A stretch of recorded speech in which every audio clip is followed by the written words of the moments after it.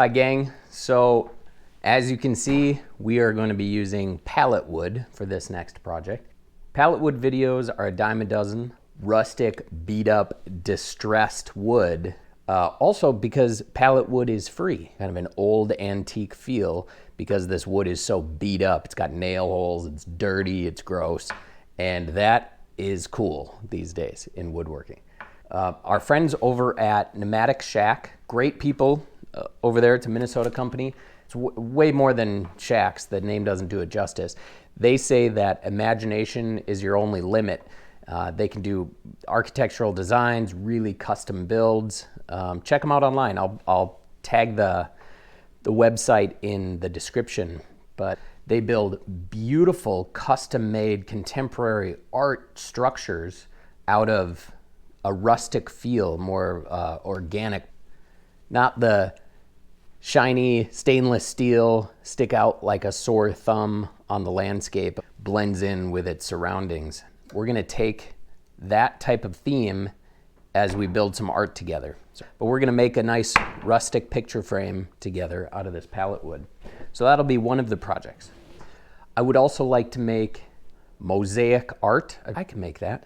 Potentially a wood crate using free wood, and then maybe some sort of hinged box or chest. Then the rest we can use for firewood. Let's get building. So the first step in any good pallet wood project is to remove all of these nails. Just a ton of rusty, that's gonna be a complete mess, but we'll be on our way.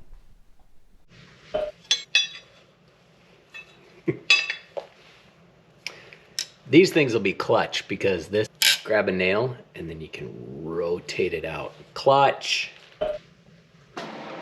Oh, and a reciprocating saw with a wood metal junk blade in there. Free wood, remember? My time means nothing.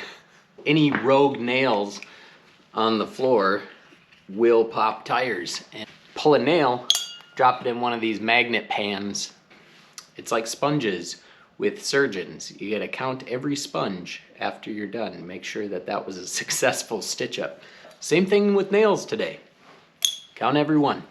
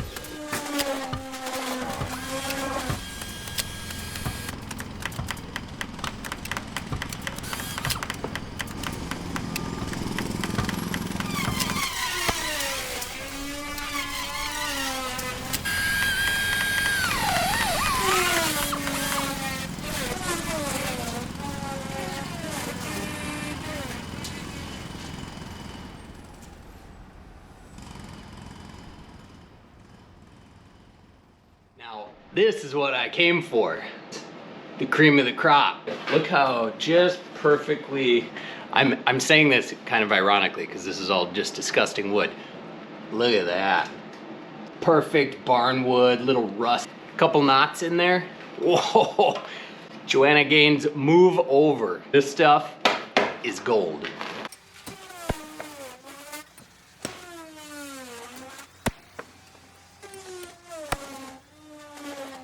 What happened? Here is the aftermath.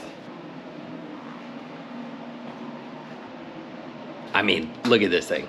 I might just sell it directly on eBay for like $1,000. A little bit of spray paint on there, I mean, I couldn't make it up. It's a gorgeous piece of pallet wood. So I made my own sweeper, nailed that magnet, 2-piece plywood. If you want a really good pro tip, cover your magnet with some saran wrap. Furry metal shavings on here.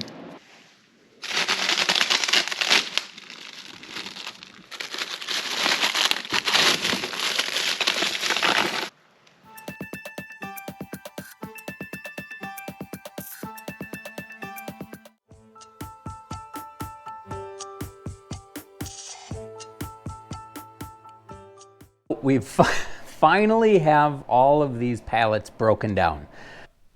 The picture frame that I'm gonna use, I think I'm gonna use this bluish gray tone for the outer edges. I'm gonna build a 17 by 14 picture frame but I think I'm gonna choose some of these, but this is what the usable wood from 3 pallets looks like, and we'll burn the rest.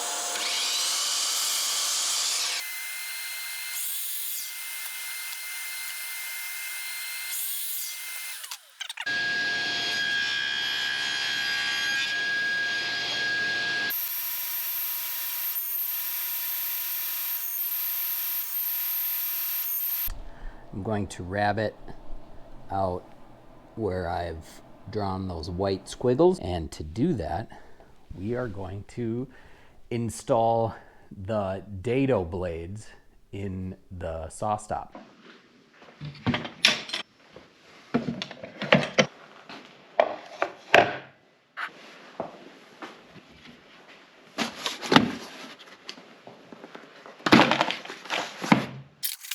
So the saw stop has these brake cartridges. You see that in the blue at the top of the screen. When you install the dado stack, it's a different size blade. You have to move from a 10-inch blade to an 8-inch blade, and they're stacked up side by side to make a wider cut. Because of this, you need a different type of brake cartridge.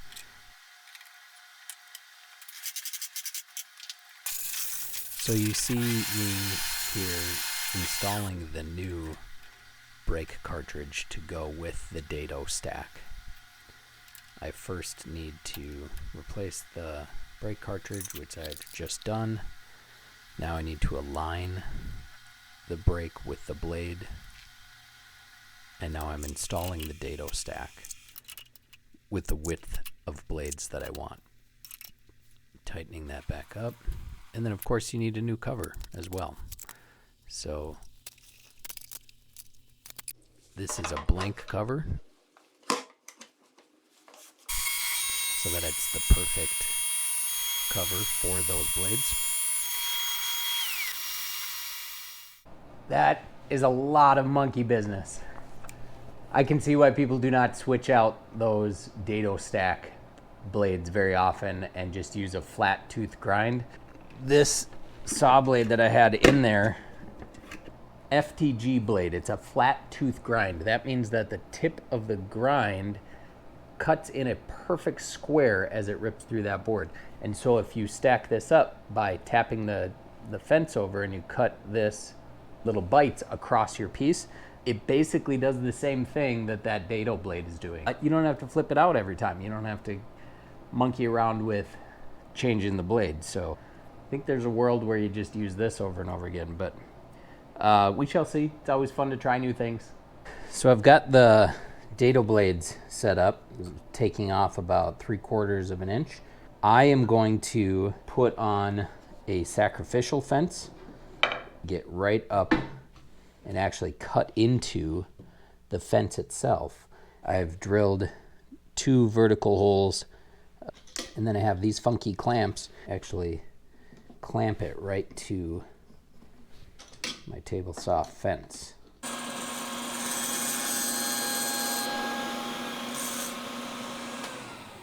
These setup blocks, this is the 1/4 inch one. I want to take a 1/4 inch of material off. I place this on the bed of the table saw, and I line that up with this setup block. And now I can feed my boards through, riding against the fence.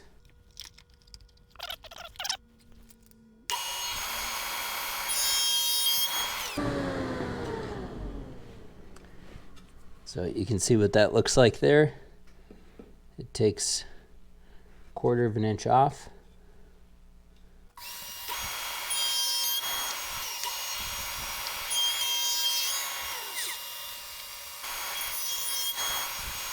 can glue this up.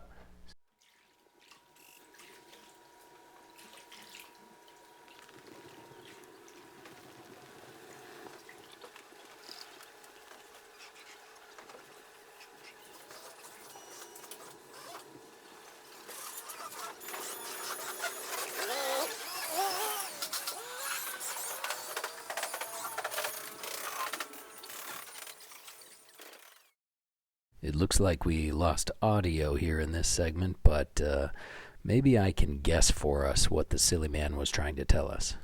He is regaling us with the time a mouse got into the window and looked at it. It's about this big, and he started on one corner and he went all the way around the whole window frame, defied gravity. It was amazing. He just kept going around. Is the craziest little mouse we've ever seen. Is about, again, this big. I don't know how he went upside down. It was incredible. But yeah, people. Then he started jumping across, just big leaps. Amazing mouse. Where were we in the project? Oh, right.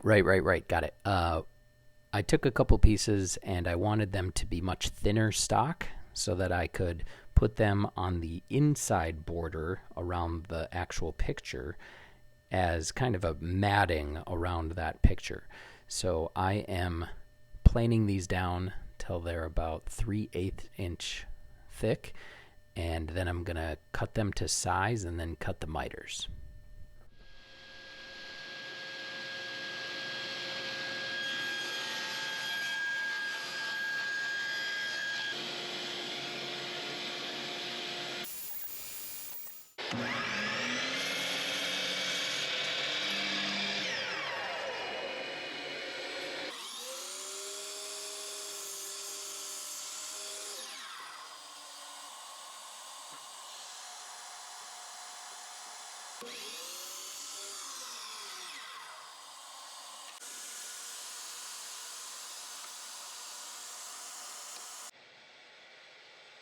I decided to use the miter saw to cut these mitered corners. I think because you can lay them flat and it's just a little bit easier to use the chop saw when cutting these miters, whereas before I ran them through the table saw to get the edges when making the initial frame.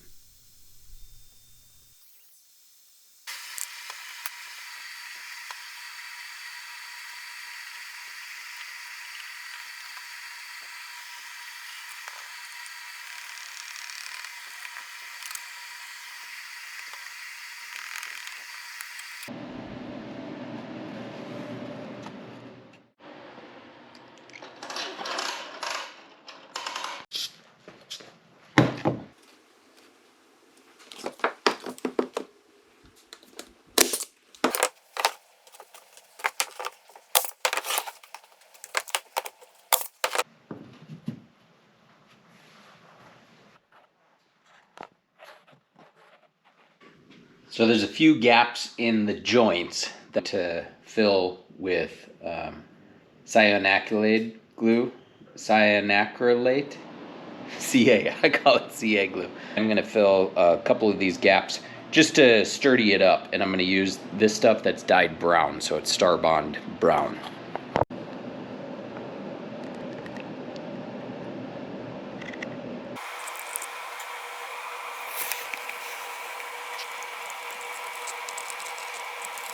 I am going to get fancy and spline these corners.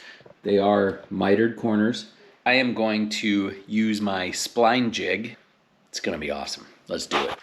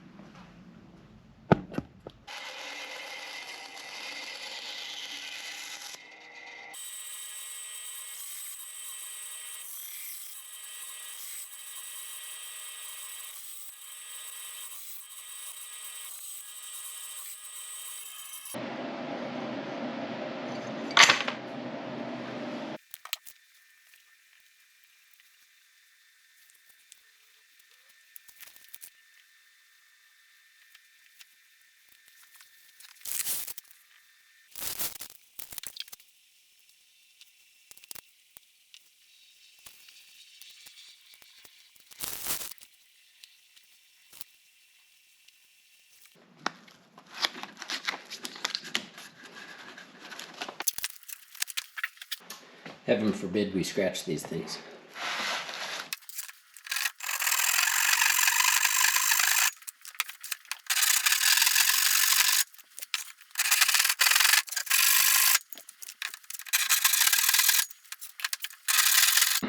I'm gonna call it good. Splines in on those corners and cut them off about as flush as I could. I'm not gonna, usually I would sand them down, but because this is the distressed wood and I don't wanna reveal the bare wood so that it looks like this, I'm just gonna leave it. It's smooth, there's no, you know, it looks tougher that way. And that looks awesome. I'm gonna call it done.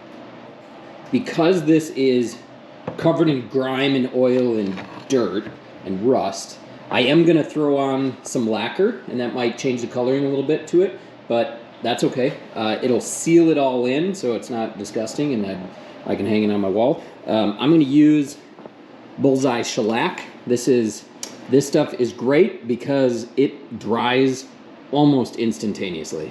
I usually use this stuff for my shop projects where this stuff looks great, but you know, it's not a highbrow, sophisticated finish. You get what I'm saying. It's just to seal in the grime so that it looks gross, but it isn't actually gross. Since there was already some holes in here, I took advantage of that and screwed in a drywall screw here and tied a string around it, and I'm gonna use that to hold it